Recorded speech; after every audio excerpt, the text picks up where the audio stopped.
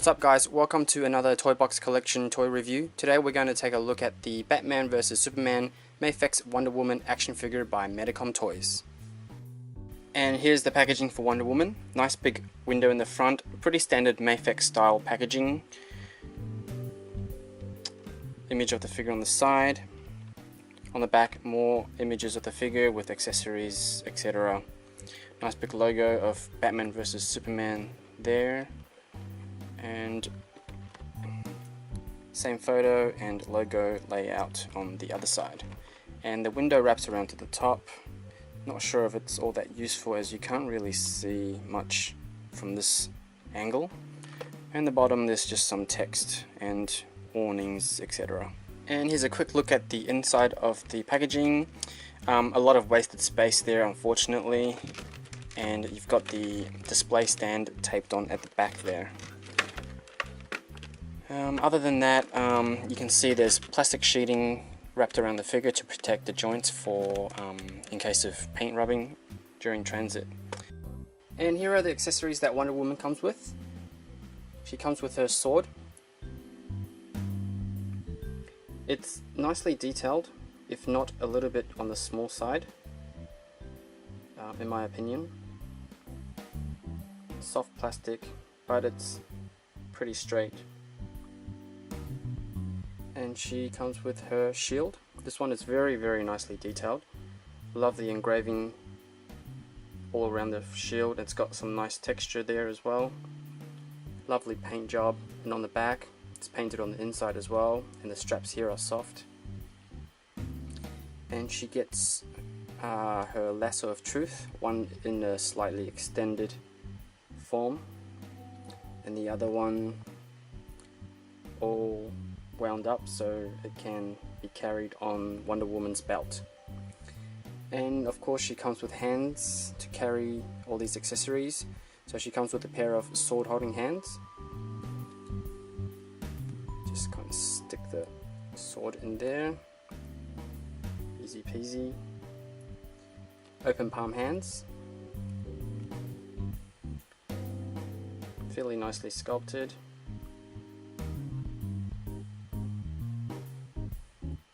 And also a pair of shield holding hands. So you kind of just wrap the finger around the strap and put the arm through. And of course she comes with the standard MAFEX display stand, which is quite handy. So with the lasso of truth, the one that's all wound up in a circular form, you can just hook it onto the side of her belt like that.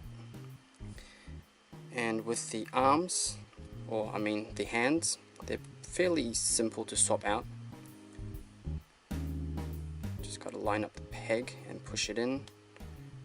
And for her shield side, just pop this hand off and then thread her hands through the shield straps,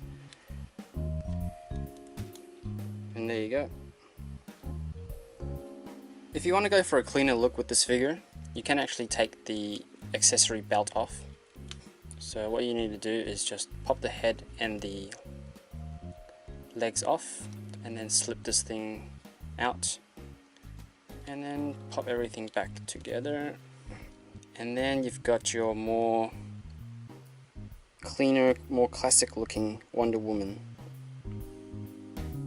So let's take a closer look at the figure itself. I've heard a lot of complaints about the face sculpt being not good enough compared to the packaging artwork, which I can kind of see. There is a fair bit of difference. The paint app and the sculpt seems a little bit sharper on the promo artwork, whereas this figure, the actual figure, the facial features are a little bit softer and not as detailed. I kind of don't mind it at all, actually. It kind of looks okay for me. There's nice paint on the hair, nice highlights there. And then moving down to the body, really nice armor detail, well painted as well. I did find that the shoulder seems to be a little bit gappy. It doesn't pull out or retract in, so it's kind of just sitting there. So that's not great, but you can get around it by kind of just pushing the arms in as much as possible, and it kind of fills the gap a little bit. And then her gauntlets, quite well painted on both sides. Again, the shield looks absolutely amazing. Very nice texture, very nice paint on the inside as well. The sword, like I said, a little bit on the small side, but it is fairly nicely detailed.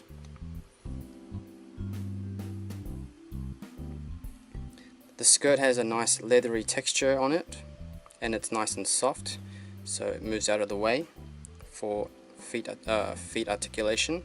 On the back as well, and she also has texture on her shorts on the inside, which is nice. The skin texture is nice. It's a kind of a soft feel plastic, and the skin tone is pretty good too. And her leg armor is well painted.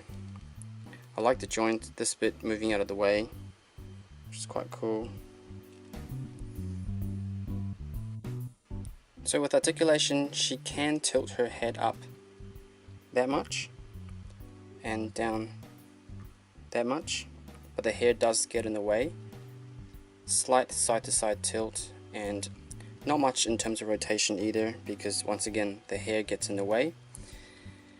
And with her shoulders, it's on like a ball hinge that goes inside into the torso and then comes out to a hinge joint here, so she can lift up her arms that much and kind of roll it in the socket there. And instead of a bicep swivel, there is a swivel at the top of the shoulders, so she can rotate her arms around in there like so. She has double jointed elbows, which gives her a really good bend at the elbows. And then she has hinge and pin joint for the wrist, so it goes all the way around and she can turn her wrist in and out. She has a ball joint on the top of the diaphragm there, so good rolling action. Another ball joint at the waist, so she can do that much of a crunch and that far back, which is fairly impressive actually. And then with her legs, she has leg extension, so you can pull her legs down that much further, which means she can now lift her legs up that high and back that much, and she can also do pretty good splits.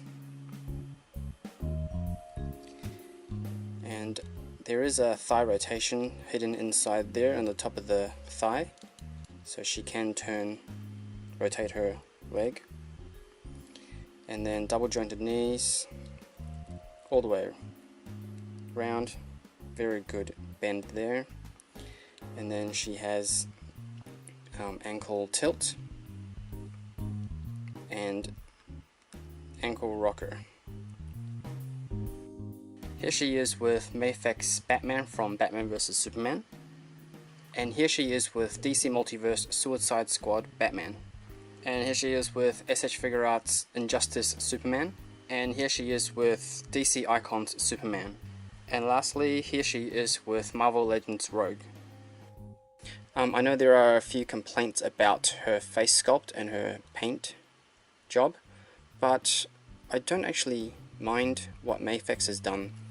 It is a little bit softer than what the promo pictures showed, but I think it still looks decent. It still has a good likeness to the actress, and there's some really nice detail all throughout the figure, like on the armor, the skirt, nice texture there, so it looks fairly decent.